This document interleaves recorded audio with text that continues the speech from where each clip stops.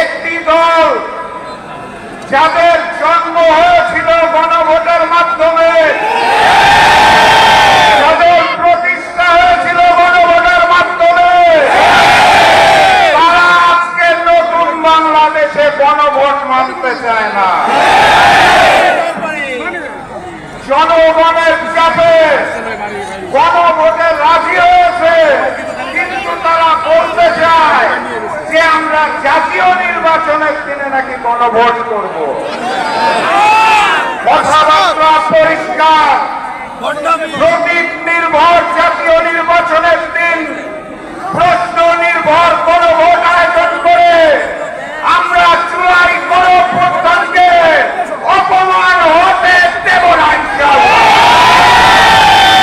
বাঙালির সাথী এবং বন্ধুগণ, যারা নতুন করে জালেম হতে চাইছে, যারা নতুন করে চাঁদাবাজি শুরু করেছে, যারা নতুন করে ভূমি দখল শুরু করেছে, যারা নতুন করে রাহাজানি করছে, যারা নতুন করে প্রশাসনকে ব্যবহার করতে চাইছে, সেই বিএনপিকে বিনয়ের সাথে বলতে চাই, 16 মাস আগে আপনারা মজলুম ছিলেন, নতুন করে জালেম হওয়ার চেষ্টা করবেন না।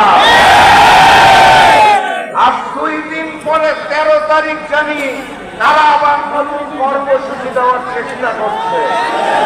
কর্মসূচির নাম নাকি লকডাউন। পুরাতন জালেমের নাম আওয়ামী লীগ, তাদের কর্মসূচি লকডাউন ঘোষণা করেছে। অর্থাৎ ওই হিন্দুস্তানের সেবাদাস ফ্যাসিস্ট শেখ হাসিনা আওয়ামী লীগের শীর্ষ নেতৃবৃন্দকে নিয়ে হিন্দুস্তানের লক হয়ে গেছেন, আর দেশে যাদের রেখে গেছেন তাদেরকে 13 তারিখ ডাউন করতে চায়। এই হচ্ছে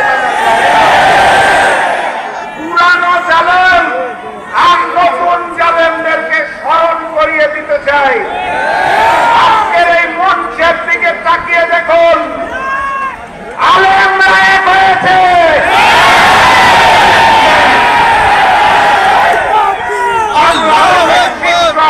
এখানে বসে আছেন, আমার সামনে অসংখ্য তৌহিদি জনতা, অসংখ্য পতাকা, অসংখ্য হাত দলের প্রতীক এবং নাম দেখতে পাচ্ছি। আমি স্বচ্ছ চোখে আলাদা দেখতে পাচ্ছি না। আমি দেখতে পাচ্ছি কুরআন, আমি দেখতে পাচ্ছি এখান থেকে আওয়াজ উঠবে, ওই যমুনাতে যে আওয়াজ পৌঁছাবে, সড়ক বাস্তবায়ন আদেশ জারি করতে হবে, জাতীয় নির্বাচনের পূর্বেই গণভোট করতে হবে।